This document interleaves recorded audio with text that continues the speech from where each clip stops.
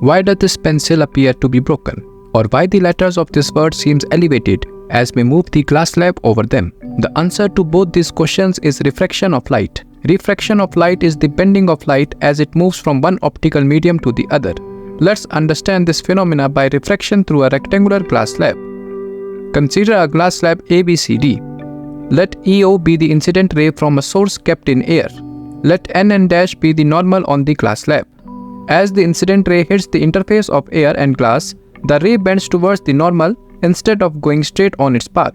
This happens because light travels from an optical rarer medium, that is air, to an optical denser medium, that is glass. The ray OO' is called the refracted ray. The angle between the normal and the incident ray is called angle of incidence and is denoted by letter I.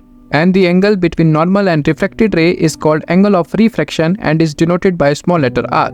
Now if the light continues to travel beyond the glass slab, we can see the light ray will again bend, but now away from the normal mm', because it is moving from an optically denser medium to rarer medium. Here I1 denotes the angle of incidence and R1 denotes the angle of refraction. The ray O'(H) is called the emergent ray. It can be observed that the emergent ray is parallel to the incident ray. From this experiment, it is clear that light changes its path on change of medium. But what is the reason behind this change? Actually, light travels with different speeds in different medium, and this is the reason why light rays appear to bend or change its path. The ratio of speed of light in medium 1 to the speed of light in medium 2 is called the relative refractive index of medium 2 with respect to medium 1 and is denoted by eta1 Similarly, the value of eta21 is equal to the ratio of speed of light in medium 2 to the speed of light in medium 1. If in equation 1, medium 1 is vacuum or air, then it is called as the absolute refractive index of medium 2 and is denoted by eta2.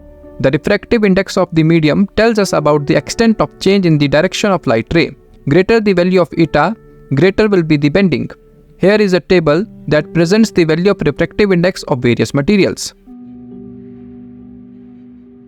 Now let's come back to our rectangular glass slab experiment and discuss the laws of refraction. First law states that the incident ray, normal and the refracted ray all lies on the same plane. Second law states that the ratio of sine of angle I to the sine of angle R is constant and is equal to the refractive index of medium 2 with respect to medium 1. So this was it for the video. See you in the next one. Thank you for watching.